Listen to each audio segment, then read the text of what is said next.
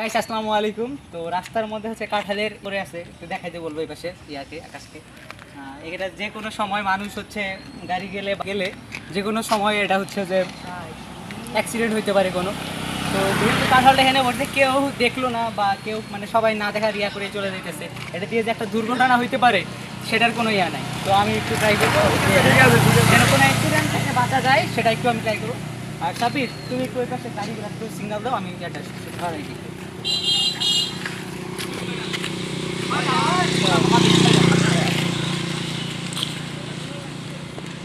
রাস্তায় দাঁড়াবো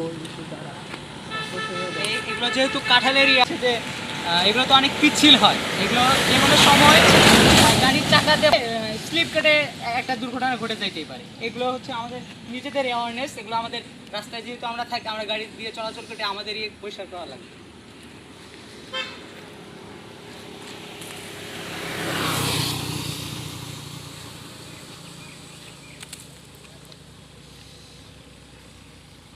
এমন পিচ্ছিল যে যে কোনো সময় একটা দুর্ঘটনা ঘটে যাইতেই পারে।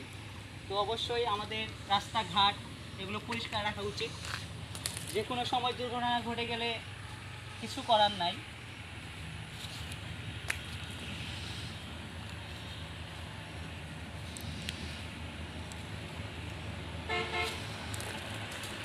এখন হচ্ছে যে গাইস রাস্তাটা পরিষ্কার হয়ে গেছে, এখন ইনশাল্লাহ কোনো দুর্ঘটনা ঘটবে না। তো অবশ্যই আপনারা রাস্তাতে কোনো ময়লা আবর্জনা বা এরকম পিচ্ছিল জাতীয় কিছু দেখলে আপনারা ট্রাই করবেন। যেমন সময় কোনো এক কুকুর বিড়াল এগুলো অ্যাক্সিডেন্ট হয়ে রাস্তায় পড়ে থাকে, মানে কেউ ইয়া করে না, রাস্তার সাথে একদম পিষে যায়। তো এটা কিন্তু আমাদেরই উচিত, আমাদের পরিবেশটাকে আমাদেরকে রক্ষা করতে হবে। আমাদের উচিত এগুলো পরিষ্কার রাখা, পরিবেশটাকে ইয়া রাখা। তো সবাই রাস্তাতে কোনো সেরকম কোনো ময়লা আবর্জনা বা ইয়া পেলে আপনারা অবশ্যই পরিষ্কার করার ট্রাই করুন। সবাইকে ধন্যবাদ ভিডিওটা শেষ পর্যন্ত দেখার জন্য।